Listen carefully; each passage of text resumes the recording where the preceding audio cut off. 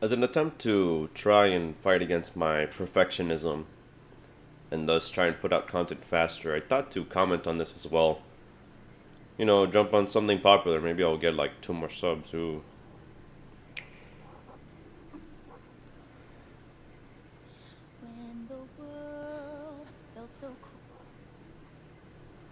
It's interesting they went with a 3D Donkey Kong game after Donkey Kong 64, happened. And at the time, people were like, oh, eating it up like nothing else.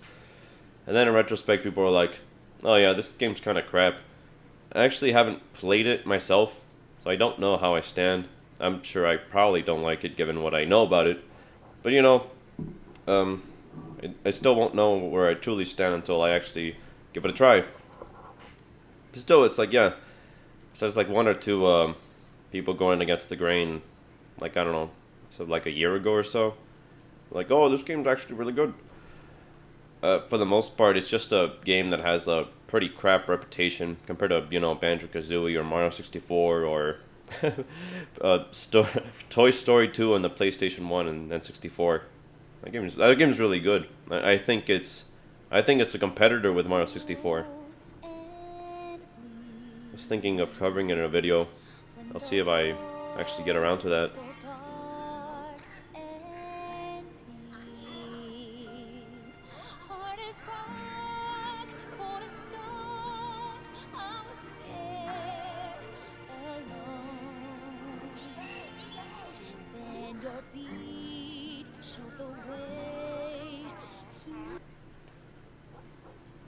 When I saw first when I first saw this trailer, not this trailer, the one before it, I don't think The Rock could talk. Also, it feels like it might be a bit of a waste of a design because I hope they don't get rid of it. Like Pauline doesn't come out of the Rock form too soon. I don't know. I think it's a cute design, and like, oh, if it's done and over with in like the first 10 minutes of gameplay, it's kind of like, oh, yeah, why'd you even bother? Maybe to show off that, oh, you can go to these events and do stuff. I don't know. Who knows? We'll see. Like, unlike Mario Kart World, where it's like, oh, apparently a lot of the extra mechanics they added, like, oh, rail grinding or wall wall driving, are just slower than driving straight, and I'm like, why? Why would you do that? It's not even like proper momentum when driving down a slope. That's something Sonic is struggling with. Now Nintendo's struggling with it too. But when I first saw this trailer, it's like, oh, well, unlike Mario Kart World, this actually looks worth my time. Like, oh, the art direction looks slightly more appealing. The art direction for Mario Kart World really looks whatever. It looks like Mario Kart 8.5.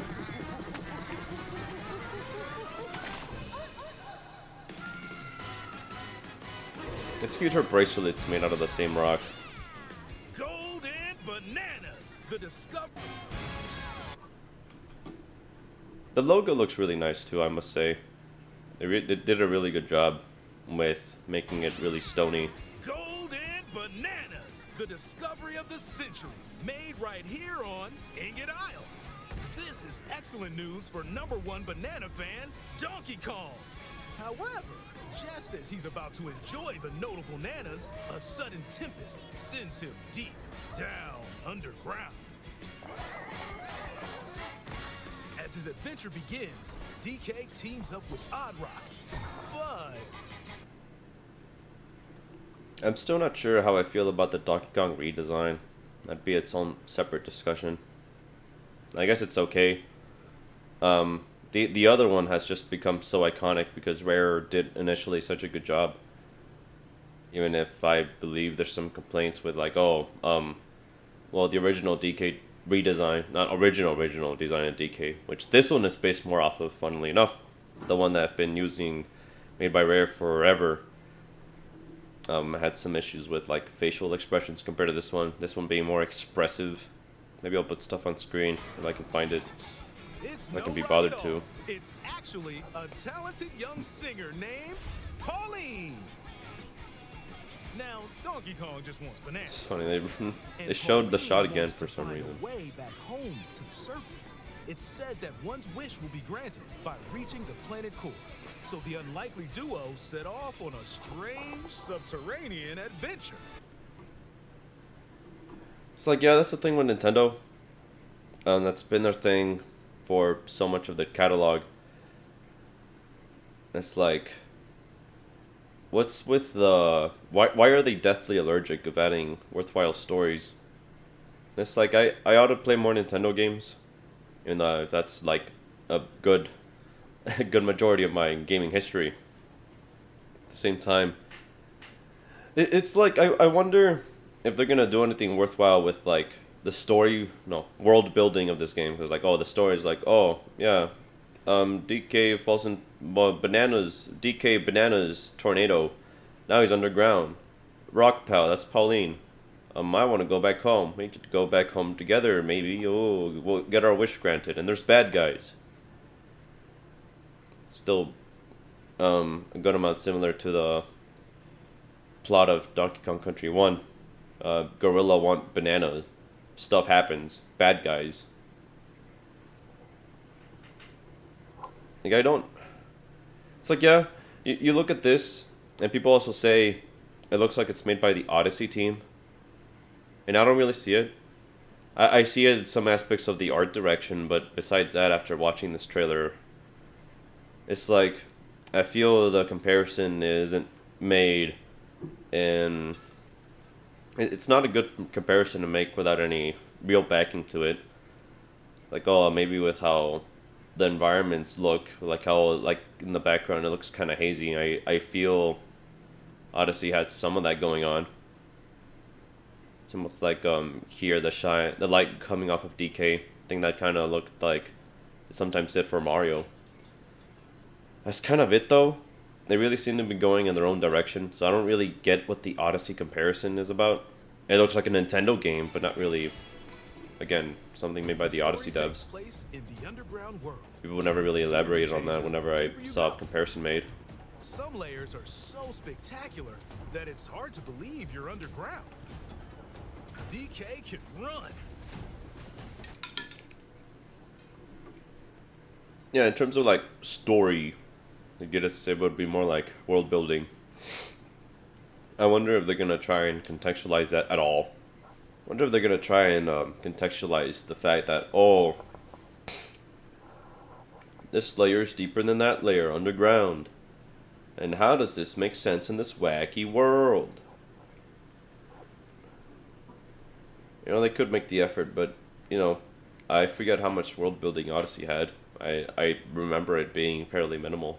I kind of just played the main campaign once, and I was like, that was fun. Then I saw the rest of the game, and I'm like, oh, I'm not gonna bother. Yeah, that's like the main concern I feel from a lot of people, that Joseph Anderson did a good job at opening people's eyes, even though that video is pretty outdated, and it needed a stronger focus in some sections.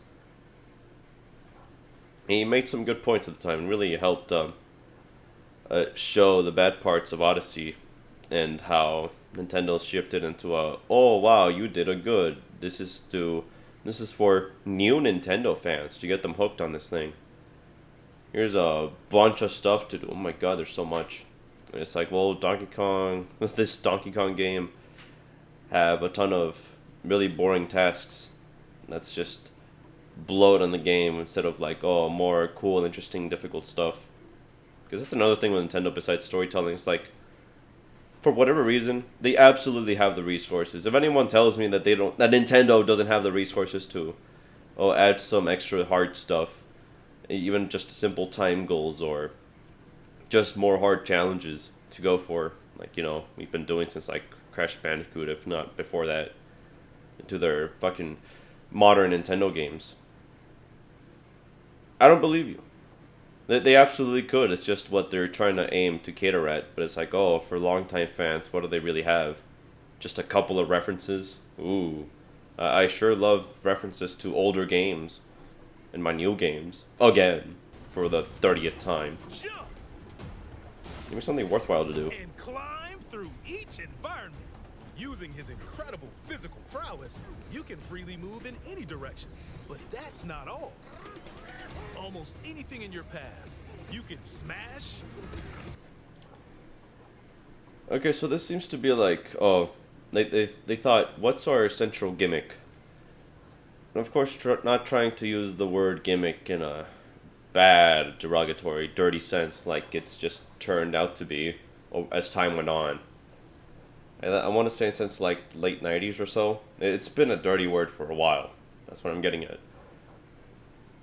But here it seems I'm trying to use it in a positive light. Like, oh, what thing this game has going for it? Sort of like, oh, there's like their new bell to get people's attention. It's like, yeah, I won. It feels and seems like a good amount of this game. You're gonna be crafting your own fun. You're gonna really be just destroying the world to your own tastes or how use it for movement. And it's like, I wonder how many games have really tried this sort of thing. It feels fairly creative. Outside of like, obviously sandbox games where you can really destroy pretty much any part of the environment. I'm sure there's a few exceptions. I'm sure like if you dig deep enough in this game, you'll hit something that's equivalent to Bedrock in Minecraft. But yeah, outside of sandbox games, what other titles have really tried to do something like this? Crash and bash. You can. Yeah, like, that's another concern. Yeah, you see it, like, right here when DK goes underground. How much of this is actually going to be worth a damn? It's like, oh, you can go completely underground and make your own tunnel, but it's like, is that even worth it? Like, you'll find gold, and maybe some banana pieces, those rainbow bananas. It's like, how well do they capitalize on this idea, more or less? Because it seems like a fairly solid idea. It's got charm, it's got creativity. But is it just going to be something like, oh, we thought of and then we didn't really develop past the first 5 months and we kind of just left it as is and we're like, oh yeah, publish the game, who cares, they'll buy it anyways. Because, well, I feel that's just true. You saw it with Wonder. Again, was like so much more presentation than substance, and people bought it anyways because it's Nintendo, big popular Nintendo franchise everyone loves, and it's accessible or whatever. I don't know. Recently, Nintendo has not had my attention whatsoever. I think in the past few years, I liked Metroid Dread. It's got some flaws, but a Mercury Steam really made a worthwhile game with some really good boss fights. Those are really fun.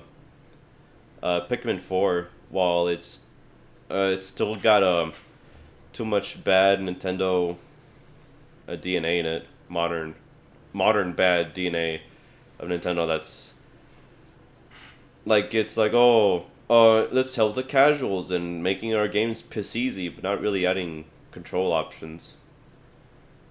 But besides, like, really babyfying, that's what I want to say. Or casualification, if I could come up with a term out of my butt. I thought Pikmin 4 was pretty good. Like, oh, it had a lot of content that was still worthwhile. It hit a good middle for what Nintendo wanted to do, and catering to us veterans that have played those games a bunch of times and were really good. But, you try to go for the platinum medals in that game, and it's like, oh, wow, I still have to really try. I still have to think. And it's like, with Donkey Kong Bananza, what are they really going to offer in terms of this new gimmick? How is that going to really cater to veterans? Am I going to really be able to push my movement further? How far can I push my movement, What meaningful stuff, both extrinsic and intrinsic value, can I get out of destroying the environment like this? To a massive rock And it just, oh, you can, that looks oddly choppy. What happened? You'll also collect golden bananas. Why didn't they just fast forward the footage in a smoother... What happened? That's weird. Yeah, that little thing, that celebration cutscene, better not happen for fucking 2 hours of the gameplay for if you want 100% complete the game. Short of Christ. Let's take a look. I didn't think that was fine in Odyssey. Good lord. Punch. Smash enemies. Walls. The ground. And most things you can get your hands on with incredible force. Destruction can lead to discoveries. So set off a chain reaction and see what happens. Dive punch. Unleash a powerful punch directly downward. How deep you punch into the ground depends on the strength of the terrain.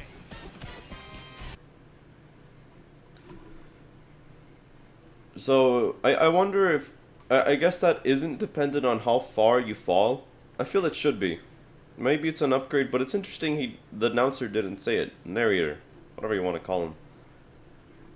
It's dependent on how hard the terrain is, not how far you're falling. That's whack.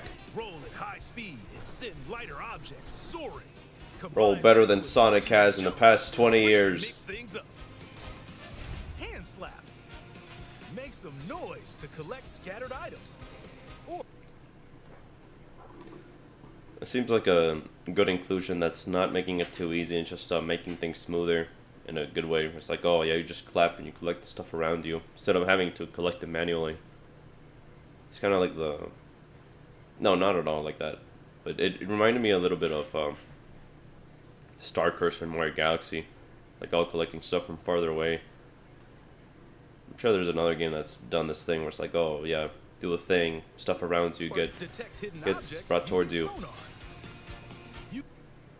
Like, that's another obvious inclusion too. It's like, oh, and there's stuff hidden underground. It'll help you find it by clapping. When your hands are occupied. Tear off. That's nice Grab too. a chunk of terrain and tear it off. Or tear up turnips to find items. And even tear chunks off your foes. Swing. That's cool Grab too. a chunk and swing it to attack. Harder chunks can be used to break stone with ease. Or smash spiky thorns. I wonder how much Pauline is really gonna matter in this game. Is she... Because I believe she doesn't really do anything besides co-op. Of course, they haven't shown everything, but I don't know. Because it's just to represent her existing there at the same time as you. Chunk jump. Use a chunk to double jump. This will help you reach new heights. Throw. Throw a chunk. Or aim at a target like this. Throwing a boom rock or gold can have explosive effects. If you throw chunks made of softer material, you can stick them to a surface and pile them up. Turfs. That seems like a cool thing, but hopefully it's worth a damn. I'm not too sure how much you could really get out of that. Like, oh, sand connecting to make a bridge, but you're not really gonna try and make a bridge when you can just dig underground, you know, or a chunk jump or roll jump across a pit and then break into some, bring it to a wall. Third, this lets you ride on chunks. Of course, can't really say for sure until the game's actually out. Knock them away. Make music. The power of Pauline's singing will help show you the way.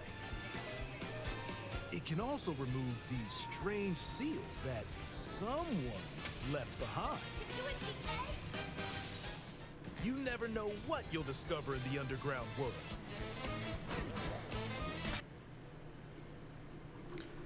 Like, now that they've shown off a good amount of the moveset, it's thankfully seems well realized.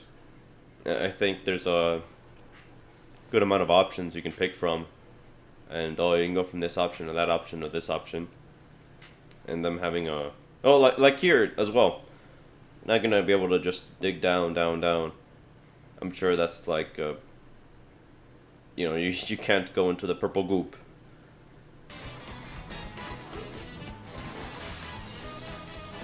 So carve your own path with DK's abilities. It feels like it'd be cool, and I really doubt they'll do it. Maybe they'll surprise me this time. I don't know. Like, oh, you could just find specific spots in different worlds where you could just use those to dig even deeper into the next area. I really doubt they're gonna do it though.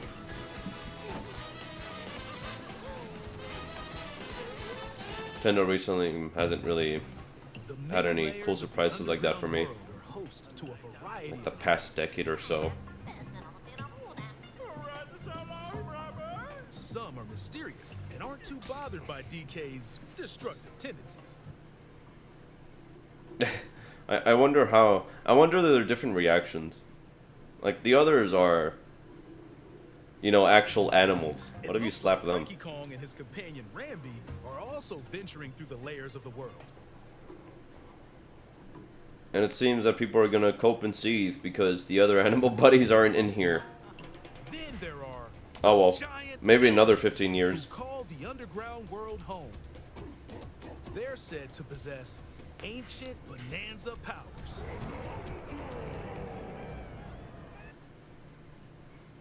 It's funny how much people complained about the other animal buddies not being in the Games by Retro Studios. And yet they only brought Rambi back again. By learning their Bananza powers, Pauline's singing can do something special. She can make Donkey Kong transform! With incredible destructive power. That's pretty funny as an addition. I remember like cackling when you also hear the air horns when you're fighting that one boss in Pikmin 4. That was a genius touch, and it's a good touch here. Plow through the world and smash as much as possible with the powerful Kong Bananza. Plus, DK can transform into a zebra. Damn, DK gets He's as cake. speedy- Oh my god, I don't like the look of this one. Why does he look like this? I'm sure part of it is to adhere to his model, but this is too much. This is too He's much, as guys. speedy as he is striped. He can even breeze over water He doesn't even look that fast, or but he crawl can in still run in water. That's the swift zebra Bananza. Oh yeah, he can also turn into an ostrich. Like I should be moving like A that flying ostrich. by default. Spread your wings and soar through the sky. Yeah, I also don't like how the ostriches look. I don't like how they look. I think the first one's fine, but these other two, Gain more air. Then drop egg bombs from great heights to send enemies scattering. That's right, it's Ostrich Bananza. Bananza transformations don't last forever though. You don't say. transform I wonder again what the by meter collecting was gold for. to build up your Banergy.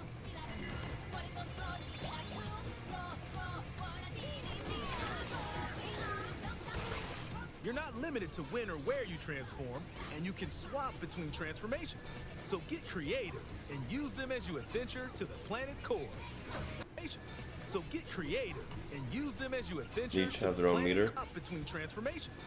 So I get think. creative and use them as you adventure Okay, to no, the they seem to share the same. They seem to share the same energy, and that's a simple but smart addition they put in.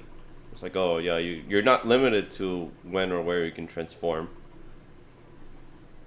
And you can go from one into another. Swap between transformations. So get I'm gonna creative check one more time. and use them as you adventure to the planet core. Okay, yeah, they seem to share the same meter.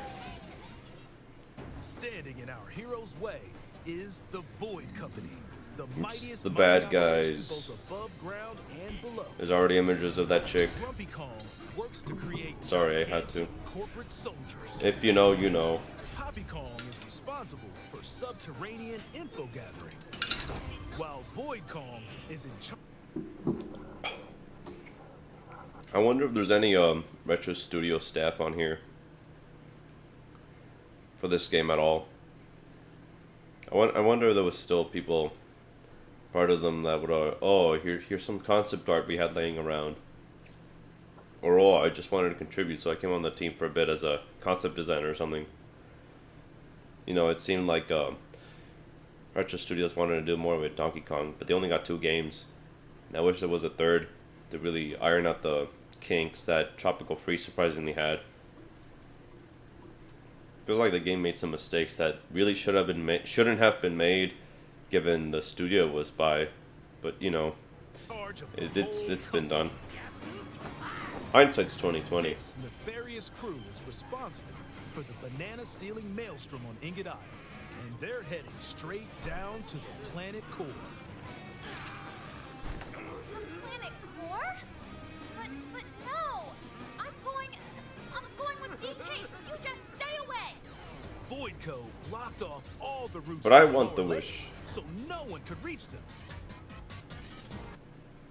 Okay, you're not. I'm sure now I'm sure now you're not gonna be able to just dig a path somewhere else to go to another deeper layer. DK and his pals will come face to face with the enemies guarding these routes. So use all the power at your disposal to take on a host of powerful foes. By defeating them, giant sinkholes will open, clearing a path to the lower layers of the underground world. That's nice too. It's like, oh, the transition from a different area has a little minigame tied to it. I don't think they'd go for that, but they did. Found throughout the underground world are golden bananas called Banandium gems. They're not always visible though. Sometimes they're buried in the walls, the ground, and other places. There are a whole bunch to find. You can also obtain these gems by completing challenges in the ruins found throughout your adventure. Yeah, I know for a fact they didn't do it. It's Nintendo nowadays. Modern Nintendo. It's like, oh, that little cutscene, that's gonna be mandatory. There's just no option in the menu to be like, oh, just to collect without a cutscene. Challenges include time-limited battles, They still want to waste our time with cutscenes. We're not allowed to skip. courses where you'll need clever solutions. Please don't let there be like 200 shrines in Breath of the Wild and Tears of the Kingdom. Like, I hope they've learned a lesson on that. Like, so many of us don't like it. Even though you're trying to, like, design a game one way. If the majority of people don't like that, maybe you should consider changing it. I know Matthew Matosis had this interesting point of the breakable weapons in the 2 3D Zeldas for the Switch. And it's like, maybe they had a point about forcing us to go through each weapon. It's like, you know, I understand them, but still from my perspective, the way they were going about it and the fact that they didn't really capitalize on the idea nearly enough goes against that being something you should really include as it was. I still heavily disagree with that, even though I'm open to hear him out because he's like one of the very few content creators in terms of like game design, criticism, and analysis that I actually respect on this platform. Most of the people I don't think much of, but he's one of the pretty smart ones. Him and the GameSpot, probably by top 2 choices nowadays of who to listen to. And Matthew Matosis doesn't make content anymore. Side-scrolling stages, and more.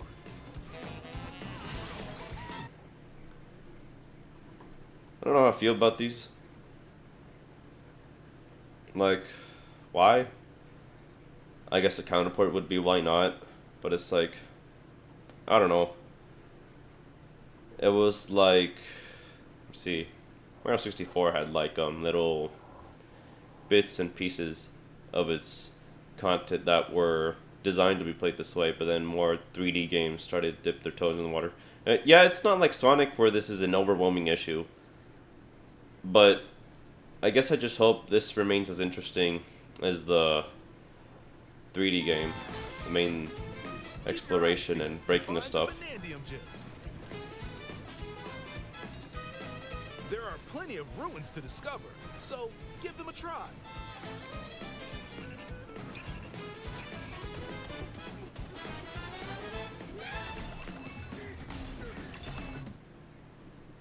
Like, yeah, when you're designing 2D stuff, it's definitely a lot easier in terms of, 3D stuff, because you have one less entire dimension of space to consider. But a lot of the fun with this game seems to come from also being able to destroy the environment in so many ways.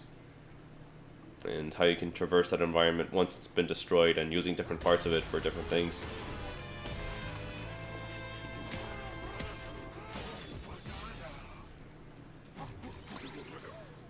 I like how he still looks pissed here. As you collect Bananza gems, you'll gain skill points.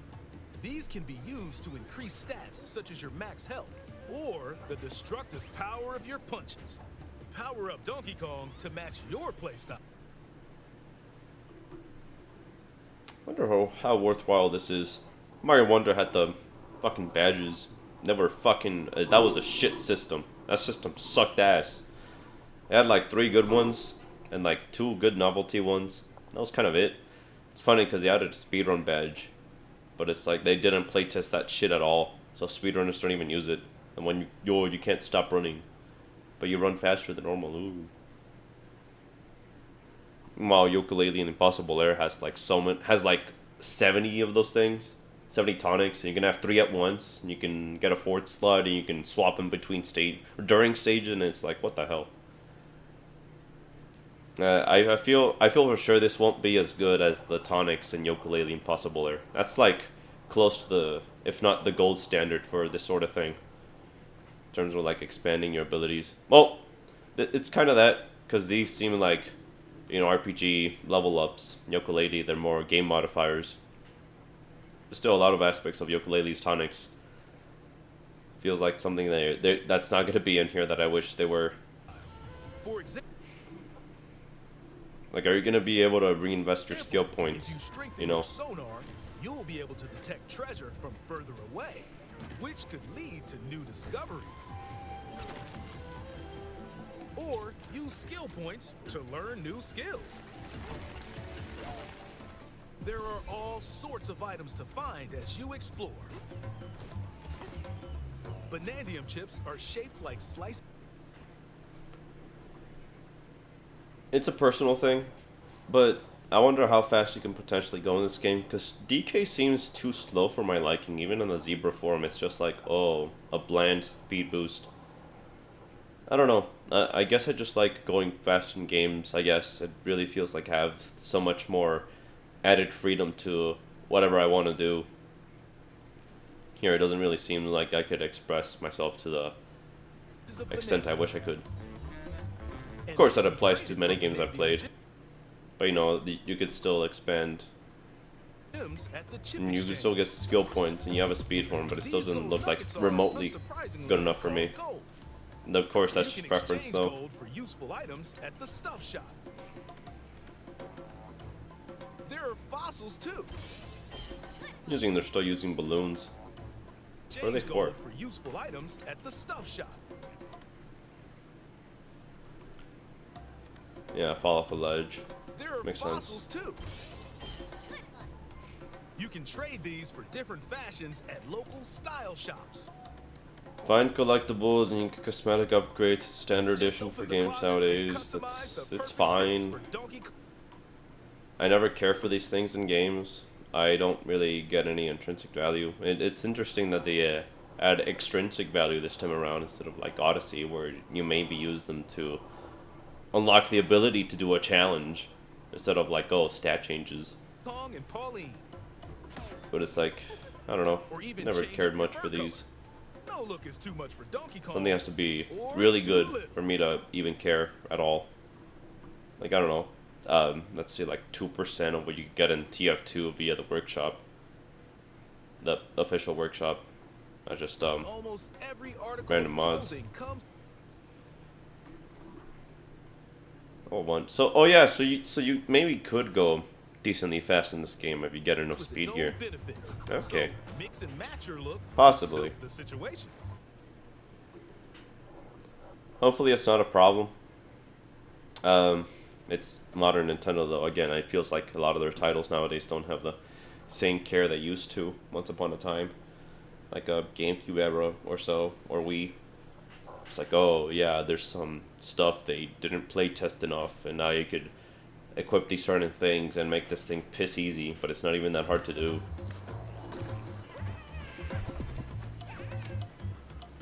If you find a treasure chest buried in the ground, crack it open, and you might receive a treasure map showing the location. Like, it's not like older GameCube titles didn't have these issues, like, oh yeah, just fucking look at Sunshine, look at Wind Waker. But it's like, it just feels like Nintendo has lost a lot of their touch. They are not in their prime anymore at all. It just feels like, oh, they might have some cool games. But nowadays I just look towards indie titles for anything gameplay-wise. And same for any stuff that has a good story, because what Nintendo games have a worthwhile story. Or fossils. And they stopped caring about that since like the first Pikmin or Metroid. You can also see Otherwise, which who cares? fossils and Bananza gems you collected, making it easy to see how close you are to completion. The obvious stuff had a checklist that makes There's sense. plenty more to do in the. It's weird. I've been so invested in games. I feel like a lot of this stuff is obligatory and standard, but it just somehow isn't. And it's like, oh yeah, you should probably include this in your game. I agree heavily with Matthew Matos' point of games should just try and be games, where you shouldn't really have any strict no's in terms of game design. But like when it comes to, I think I would edit that statement a little bit. There should be no strict no's to game design, except when something in your game will actually actively harm your player, which is very rare, granted, but I think it's still something that should be said. Because it's like, how many people have drilled holes into their hands from Mario Party 1 and the N64? Too many. How many people have gotten seizures from video games? Too many. You know, unless you're going to give people seizures, or you're going to harm them physically in some way, then go for it. I guess there's emotionally, you know, like a heartbreaking story, if you could somehow manage that. But I think that's probably fine. I haven't done much on terms of having something offensive, but it's like nobody's really tried that before. You know, it's like BioShock Infinite, like pussied out of what it was trying to do in terms of slavery commentary. But that's still worthwhile to say anyway. It's not really on the same grounds in terms of just being offensive, I guess. Like that one Mega Man fan game, they got struck down for just being a bunch of offensive 4chan memes. I don't know about that, but yeah. It's like, unless your game is going to actively harm someone in some way, then you probably go for it. World, but not adventuring. Need a rest? Carve out a space and enjoy a getaway where you can recover in bed. No, right. Something I forgot. I got into a bit of spiel right there. But it's like, stuff that should be, quote, standard, unquote, also applies. And it's like, oh, you should probably allow for key rebinding, you know? You should probably allow for controller support in any game that you're gonna have on a PC.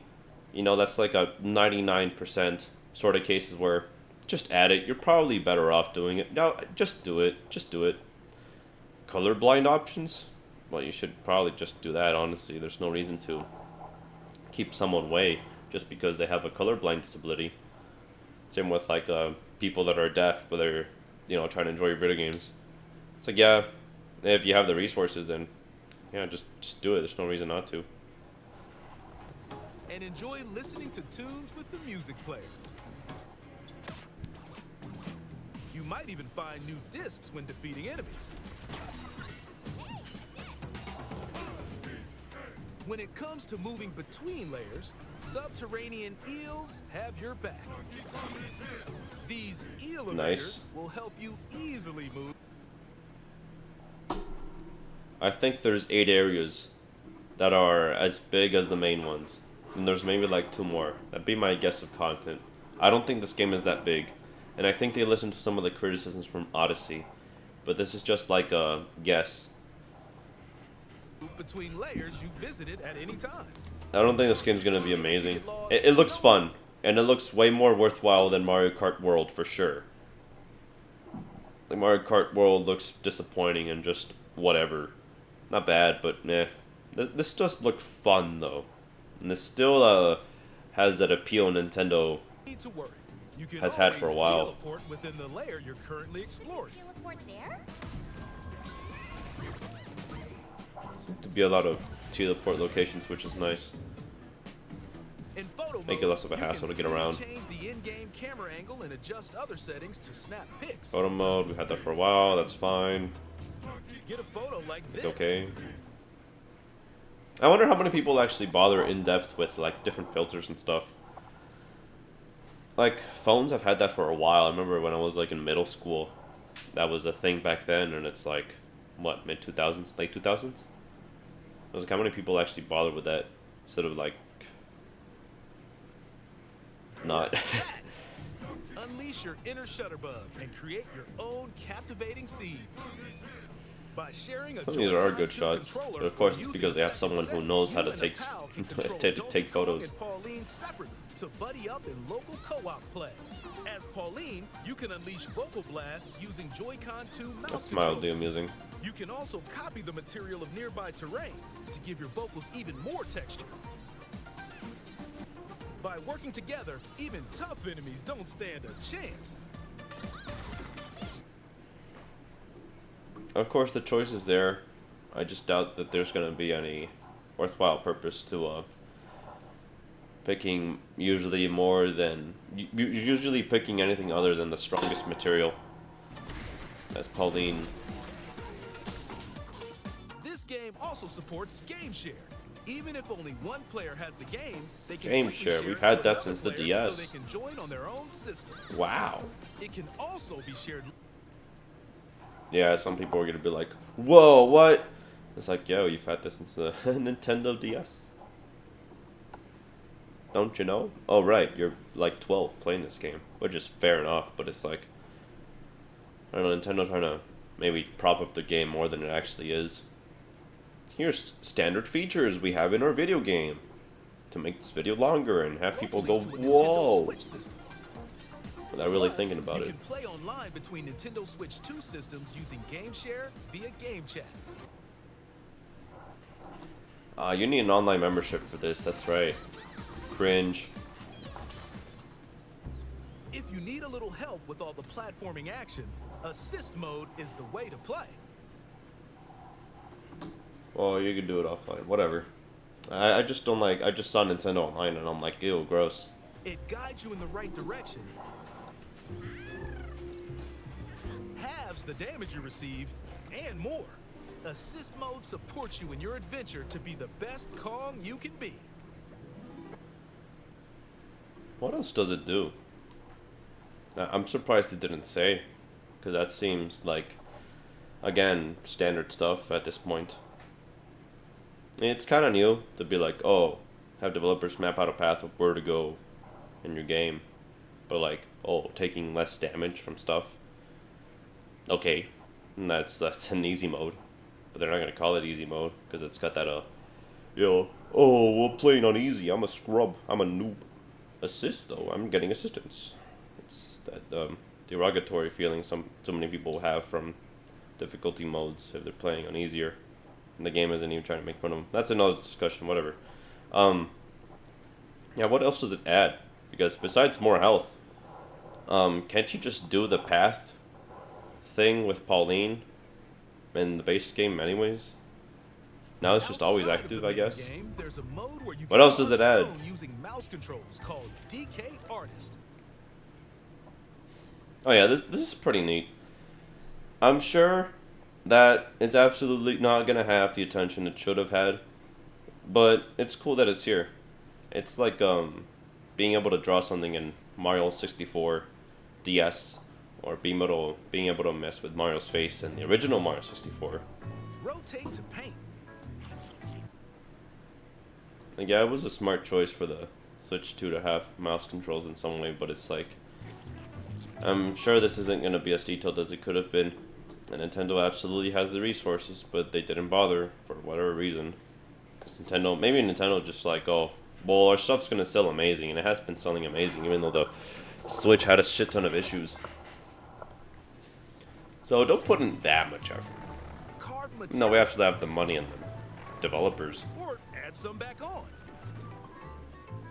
You can even change the lighting and add delectable banana effects.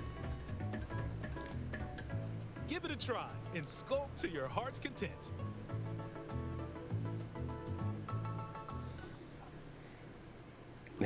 Cause like that's like the best you could do. It's like on the one hand, this seems to be using a lot of the gameplay infrastructure and coding, and that's why they can just put this up. But at the same time, they could have dedicated more time to this feature. I was like, oh, this seems like close to the best they could do in terms of like making, like they have a dedicated artist making these. What is like the upper limit what you could possibly do with this little DK artist side thing? I don't know. I just wanted it to be more. Amiibo accessories.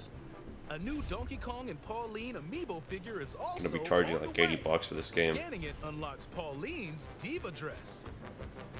By scanning the Donkey Kong series amiibo shown here, gold Kong tiles with explosive power will appear.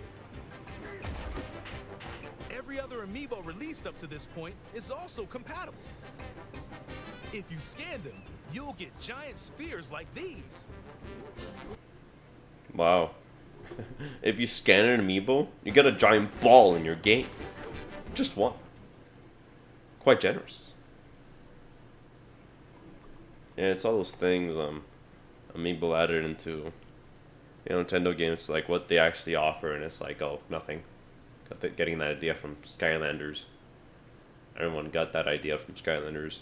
But given it's Nintendo and Nintendo mascots and Nintendo characters, they can keep making these and still make a profit compared to all the other ones that died out. CK, I love to sing more than anything. I have this dream. I'm not a fan of DK's fur. They just look like leaves to me. It doesn't look like fur. Surface, you and me. I'm gonna simplify to adhere to his design, but I don't like it personally.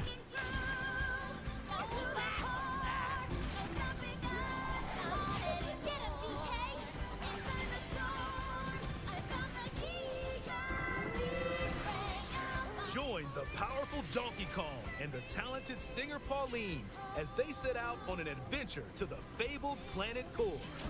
My own special power? DK!